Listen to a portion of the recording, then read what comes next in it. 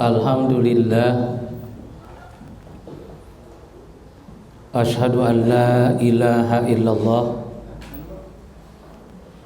wahdahu la syarikalah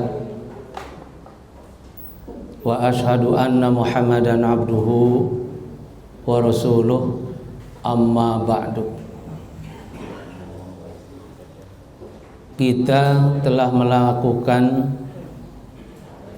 serangkaian ibadah berkaitan dengan imarah at-tarbawiyah, kepemimpinan pendidikan. Sekecil apapun upaya kita berkaitan dengan tarbiyah, janji Nabi, kita akan dimudahkan pada jalan menuju surga. Man salaka tariqan yaltamisu fihi ilman sahalallahu lahu tariqan min turukil jannah. Pentingnya ada pemimpin telah disyaratkan oleh hadis Nabi. Idza kharaja thalathatun fi safarin falyu'ammiru ahadahum. Jika 3 orang pergi bersafar, maka wajib mengangkat seorang di antara mereka menjadi pemimpin. Di dalam safar saja mesti ada pemimpin, apalagi dalam dunia tarbiyah yang melibatkan banyak orang tua didik, pendidik, peserta didik, dan juga yang lain. Tentu pemimpin di sini adalah sangat penting. Ibnu Taimiyah menjelaskan pentingnya pemimpin itu. Situna sanatan min imamin jairin aslahu min lailatin bila sultanin. 60 tahun dipimpin oleh seorang pemimpin yang zalim itu lebih maslahat ketimbang semalam tidak ada pemimpin. Andai kata terpaksa hanya orang dolim saja yang dapat menjadi pemimpin, itu lebih aslah ketimbang kosong kepemimpinan. Karena tidak adanya pemimpin akan membuat peluang di sana terjadinya mafsadat. Al-Mudirul Am telah dibai'ah sebagai pemimpin dalam Ma'had Ittihad Al-Islami. Bai'ah itu al-aqdu, mengikat, alladzi yuqidul insan ala nafsihi libadli ta'ah lil imam wal wafa bil ahdi alladzi alzamahu. Bai'ah itu seseorang mengikat dirinya untuk mencurahkan ketaatan kepada imam dan memenuhi janji yang telah ditetapkan. Kita bukan berbai'ah di hadapan asatid atau taskil, PC, PD dan juga PP. Tapi hakikatnya kita berbai'ah di hadapan Allah. innalladzina yubayyi'unaka innama yubayyi'unallah. Mereka yang berbai'ah kepada Muhammad, hakikatnya mereka itu berbai'ah kepada Allah. Yadullah fauqa aidihim.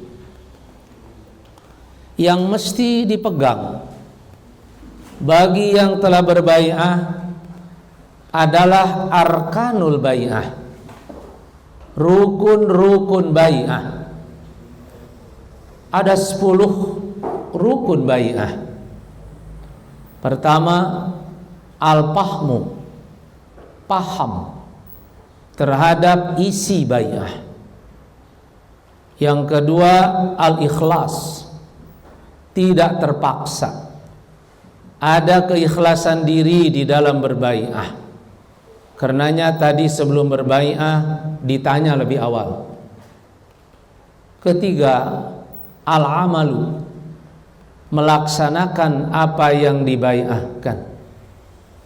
Keempat, al-jihadu, adanya juang, upaya untuk mewujudkan apa yang dibai'ah. Kelima, at-tadliyah, berkurban. Berkurban muaril juga materi kalau perlu. Nomor 6, at-ta'ah, adanya ketaatan. Yang ketujuh, at-tabat, adanya ketetapan di sana, istiqomah, tidak goyah. Kedelapan, at-tajarrud, totalitas, tidak memilih-milih dari apa yang dibai'ah. Kesembilan, al-ukhwah, memunculkan rasa persaudaraan dengan bawahan yang ada di bawahnya. Dan yang ke-10, at-thiqah, memunculkan kepercayaan. Inilah arkanul bai'ah yang mesti dipegang oleh seorang yang telah berbai'ah. Untuk itu mesti berupaya semaksimal mungkin untuk melaksanakan rukun itu. Seandainya kita sudah berupaya, ada bagian lain yang tidak mungkin kita laksanakan, kita sudah melaksanakan apa yang telah kita bisa. Kepemimpinan itu dalam pandangan Ibnu Taimiyah ada 4: riyasatan, malan, dinan, dan kurbatan. Tipe pemimpin riyasah yaitu kepemimpinan yang gila jabatan. Dia selalu ingin menjadi pejabat, tidak mau menjadi rakyat. Bukan materi yang dia cari. Bahkan tipe ini dia sendiri yang mengeluarkan materi untuk menjadi pejabat. Tipe ini tipe Fir'aun. Kedua, malan. Seorang menjadi pemimpin untuk mencari kehidupan, mencari harta, mencari materi. Karena lewat kepemimpinan ada peluang untuk menambah pendapatan. Ini adalah tipe Qarun. Kedua tipe ini Allah menjelaskan dalam Al-Quran celaka. Ma agna anni maliyah, halaka anni sultaniyah. Tipe yang ketiga adalah dinan. Dia menjadi pemimpin ingin mengembangkan agama lewat kepemimpinan. Inilah yang diambil oleh Ahmad bin Hanbal dan Al-Fadil bin Iyad. Ketika Ahmad bin Hambal ditanya, mau dakwah lewat apa? Maka dia menjawab, laukana lana sultanun, kalau saya punya kesempatan pada jabatan, maka kami akan dakwah bisultanin, lewat jabatan.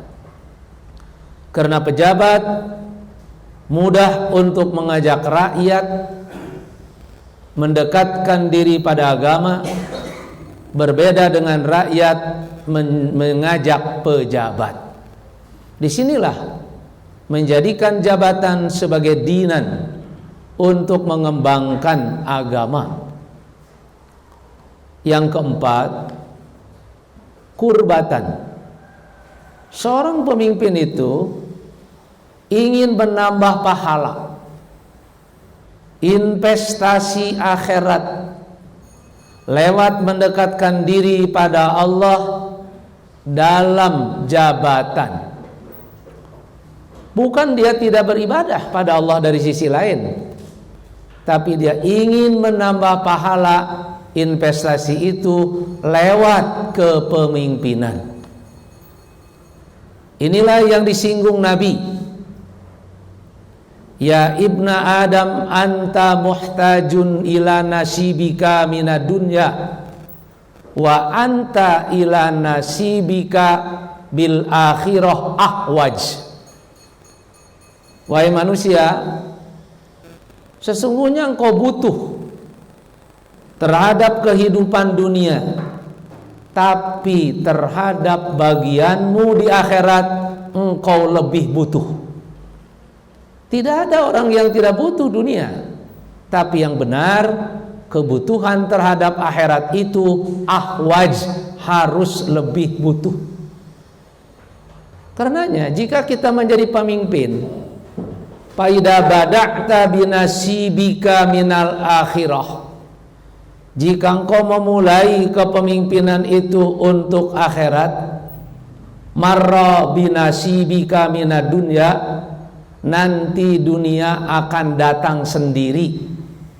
Pantadomahan nidoman, lalu dunia datang kita peroleh dengan teratur, tidak ditanya orang. Wa in bada'ta binasibika minad dunya, sabda Nabi, jika engkau memulai kepemimpinan itu dengan dunia, pataka minal akhirah, akhirat akan hilang. Akhiratnya akan hilang. Wa dunya ala khatarin, dan dunia yang kamu peroleh ada dalam bahaya. Nah, karena itulah Rasulullah SAW menekankan awalilah dengan akhirat, karena itu ahwaz, nanti dunia datang sendiri. Kalau mengawali dengan dunia, nanti dunia di kita peroleh ada dalam pertanyaan orang. Rasulullah berpesan kepada Abu Dzarrin berkaitan dengan imarah, kepemimpinan itu. Annaha amanat, bahwa kepemimpinan itu adalah amanah. Wa annaha hidzun wa nadamah, dan kepemimpinan itu kehinaan dan penyesalan. Yaumal qiyamah, pada hari kiamat, pemimpin akan menyesal, pemimpin akan hina pada hari kiamat. Illa man akhadaha bihaqqiha, kecuali dia memperoleh kepemimpinan itu memang haknya.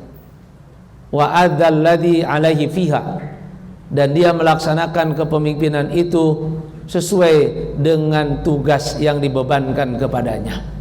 Ini tidak akan menyesal. Karena itu di dalam Al-Quran dijelaskan, innallaha ya'murukum an tu'addul amanat ila ahliha. Allah memerintahkan pada kalian agar menyerahkan amanat itu kepada ahlinya. Dari sinilah Ibnu Taimiyah mengambil 3 pelajaran penting dari ayat itu. Pertama, yajibu aywaliyal a'mal aslaha lil muslimin.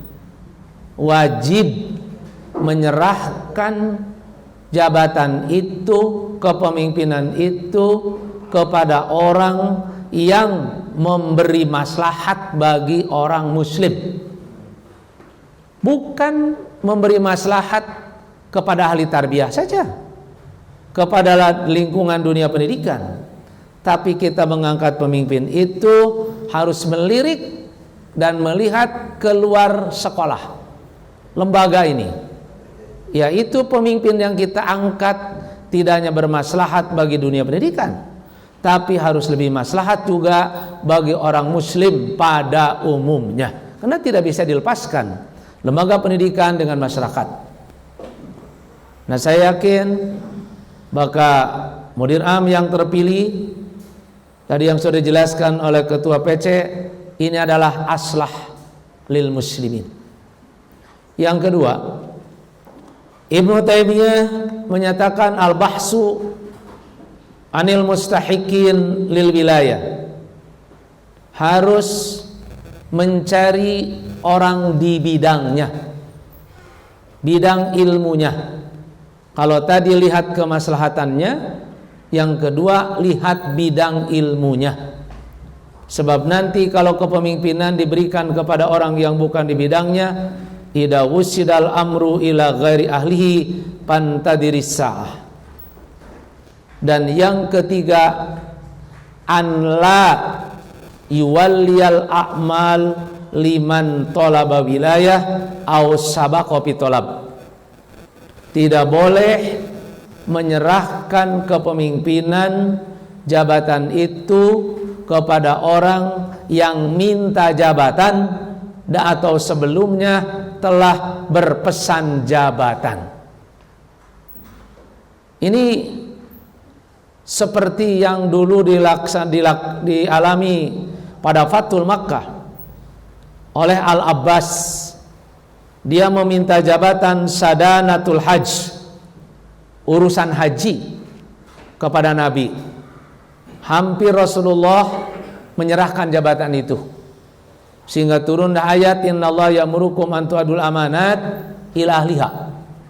Lalu diambil lagi kunci Ka'bah itu, lalu Nabi menyerahkannya kepada Bani Syaibah karena di bidangnya. Sehingga Nabi menjelaskan inna lanwalli amrona hada man talabahu. Kami tidak akan menyerahkan jabatan ini kepada orang yang minta jabatan. Saya kira di lingkungan Persatuan Islam tidak ada orang yang akan minta jabatan, apalagi kampanye sebelumnya agar dipilih menjadi seorang pejabat.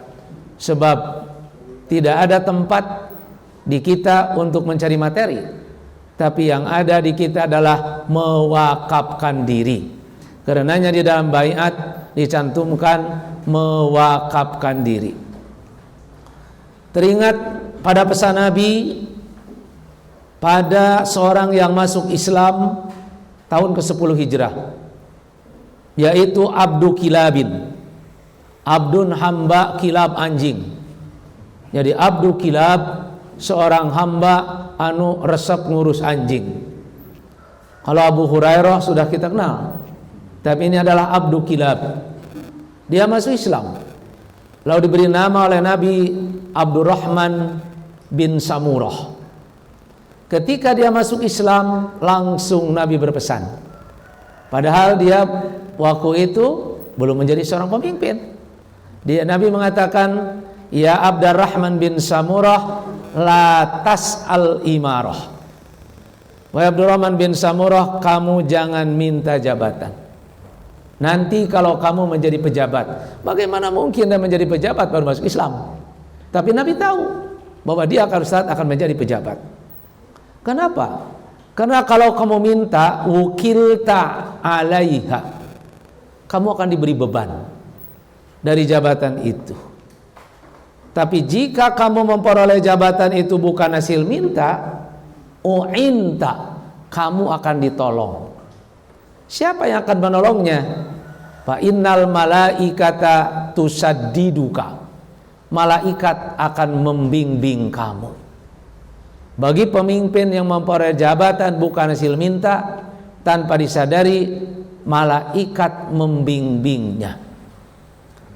Fa idza halafta ala yaminin, kalau kamu nanti menjadi pejabat lalu kamu akan membaiat seseorang, paraita, lalu kamu melihat khairon minhu, ada orang yang lebih baik daripada orang yang akan dibaiat itu, fakaffir biyaminika, hentikan baiat itu, wa atil ladzi huwa khairun minhu, dan berikan baiat itu kepada orang yang lebih baik daripada dia.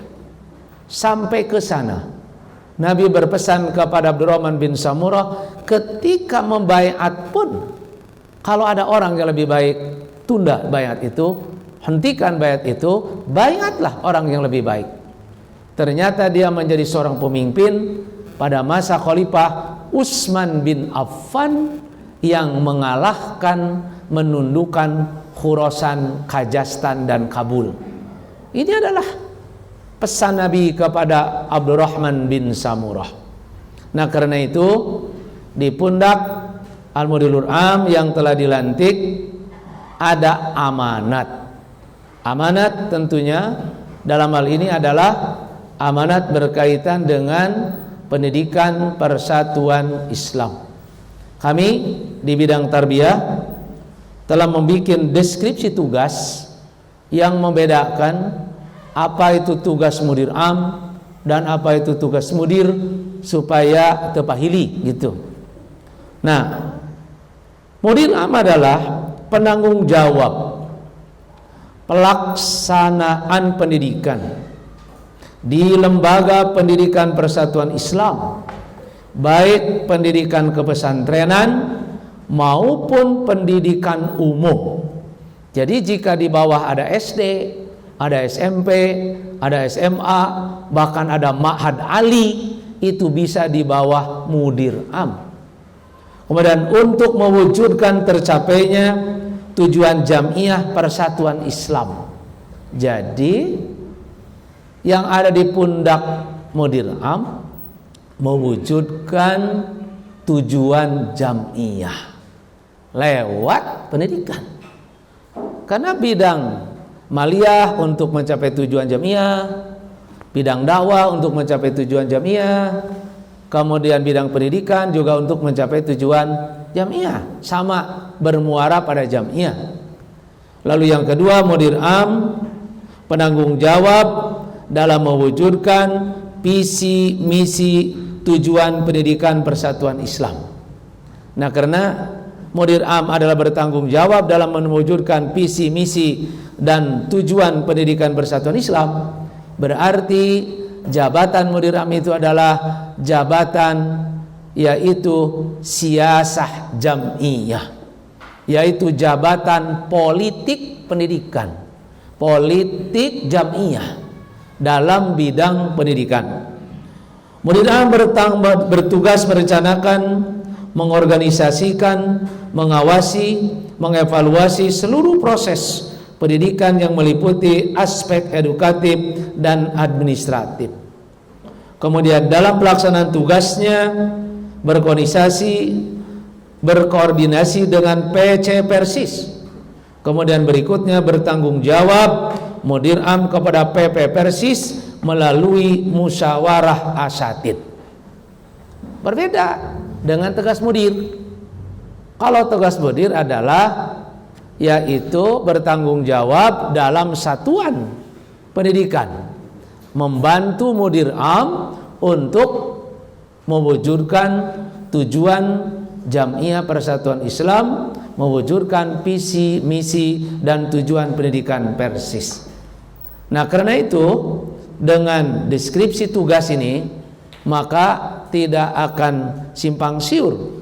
Kadang ada pertanyaan, apa sih tugas mudir am dan apa sih tugas mudir, sehingga jelas apa yang mesti mereka kerjakan.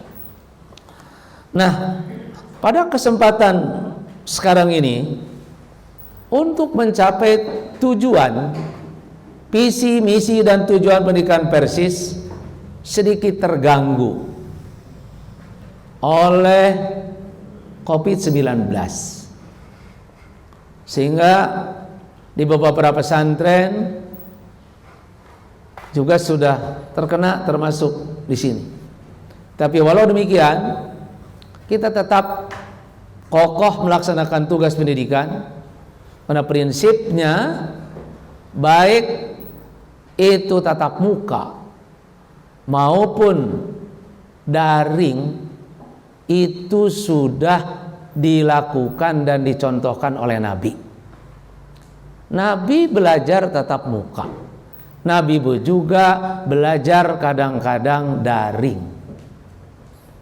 Nah, Jibril menyampaikan wahyu kepada Nabi kadang langsung, yukallimuhu. Jibril menampakkan diri wujud aslinya lalu berbicara dengan Nabi. Ini berarti tatap muka. Tapi kadang Jibril menyampaikan wahyu kepada Rasulullah SAW, mengajar Nabi min warail hijab, dari belakang layar. Di antaranya ada dengan sholatil jaros, suara lonceng. Ternyata Nabi merasa kesulitan dalam menerjemahkan suara lonceng dalam bahasa wahyu, sehingga Nabi mengejar, takut Jibril keburu indit, wahyu belum diterima. Maka turunlah ayat, la tuharrik bihi lisanaka lita'jala bih, inna alaina jam'ahu wa qur'anahu. Jangan kau tergesa-gesa. Urusan hafal dan isi dari tafsir dari wahyu itu adalah tanggung jawab kami. Ini adalah daring, gitu. Jadi Nabi sendiri tatap muka sudah, daring juga sudah. Hanya Quran menjelaskan daring lebih sulit daripada tatap muka, sehingga Nabi pun sulit menerima pelajaran dari Jibril. Makanya orang-orang murid-murid kita pun sulit dari daring itu. Nah, karena Nabi itu dijamin oleh Allah dalam sisi hafal dan isinya, karena kesulitan itu berarti di sana ada nilai tarbiyah. Dalam daring kudu loba jaminan, gitu.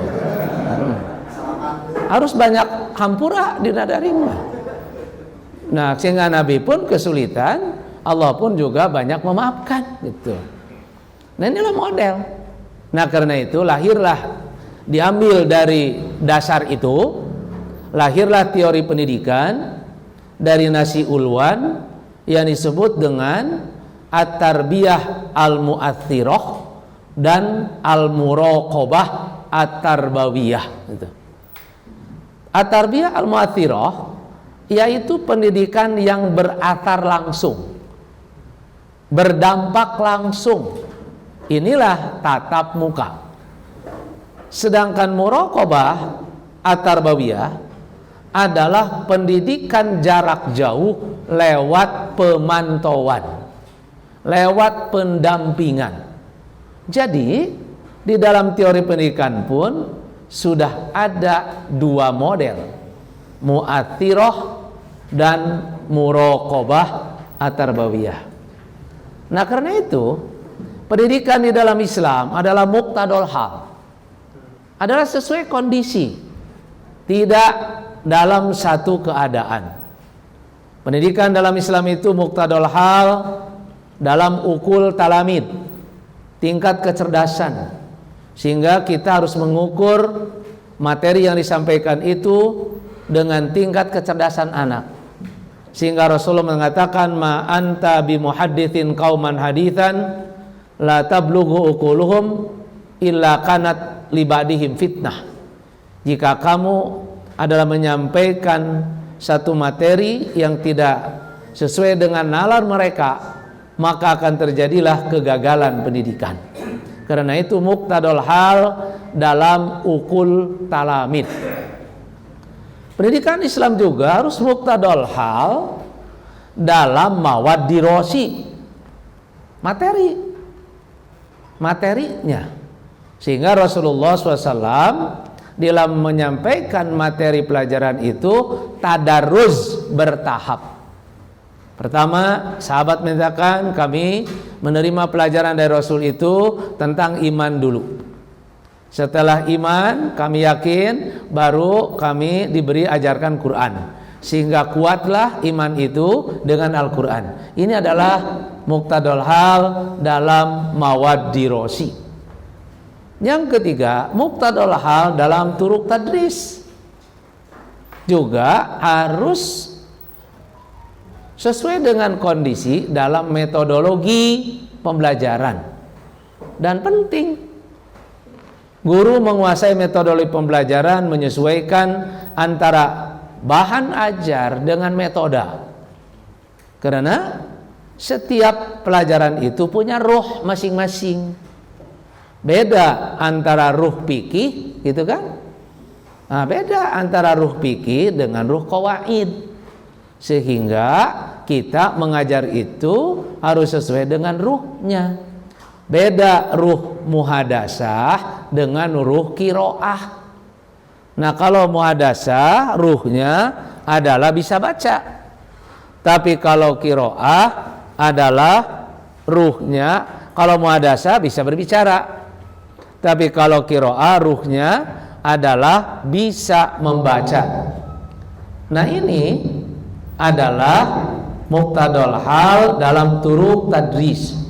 Sehingga lahirlah satu ungkapan dari ahli-ahli pendidikan, at-thariqah ahammu minal madad. Guru sebenarnya tidak perlu banyak menguasai materi, tapi metodologi lebih penting daripada materi.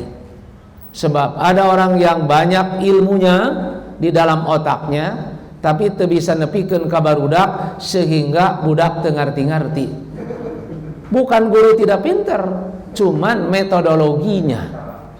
Ngajar muhadasah dengan kiroah sarua bae gitu. Ngajar fikih larina kana nahwu sorof, ini kan karena tidak menguasai metodologi. Sama seperti juru masak, masak naon bae rek gulai jeung sayur asem sarua rasanya. Nah, karena tidak tahu bagaimana menunya. Karena itulah at-thariqah ahammu minal madad. Metode lebih penting daripada materi. Tapi al-mudarris ahammu minat thariqah. Ada guru yang pandai mengajar karena menguasai metodologi. Tapi si guru ini jarang hadir. Maka menurut ahli pendidikan, al-mudarris ahammu minat thariqah. Kehadiran guru itu lebih penting daripada menguasai metodologi. Gitu.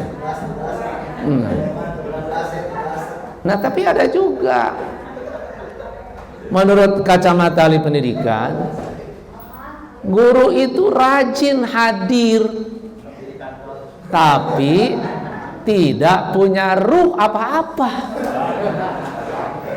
bagaikan mayit. Nah, gitu.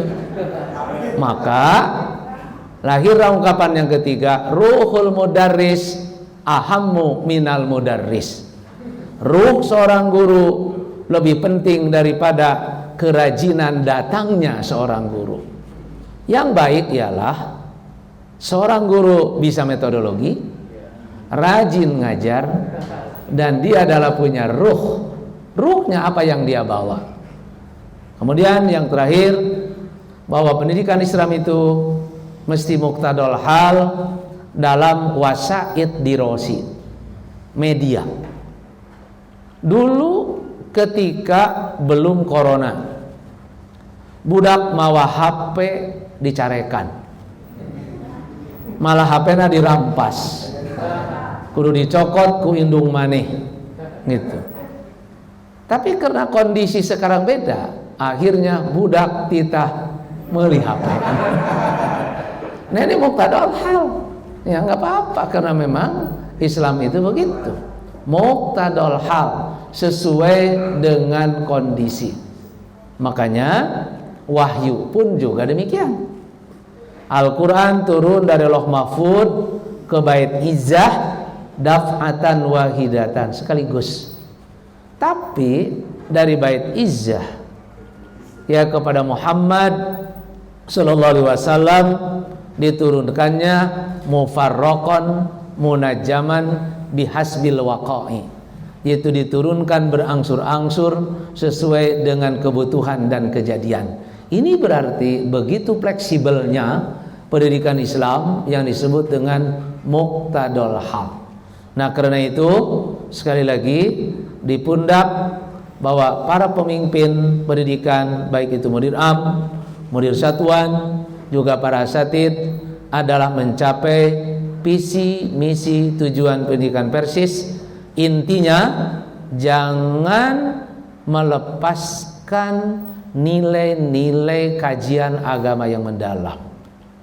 Ruh pendidikan Persis intinya ialah jangan sampai warna pendidikan Persis menjadi berubah.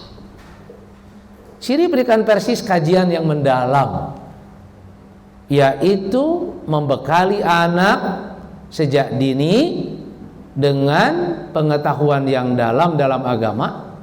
Nanti dia mau jadi apa? Mau ulama fikih silahkan, sudah punya dasar. Mau ulama handasah silahkan. Mau jadi ulama iqtisadiyah juga silahkan. Mau menjadi ulama jiro'iyah juga silahkan. Tapi mereka harus dibekali dulu dasar yang sangat kuat. Karena itulah tujuannya tafaqquh fiddin, pengkajian agama yang khusus dan mendalam.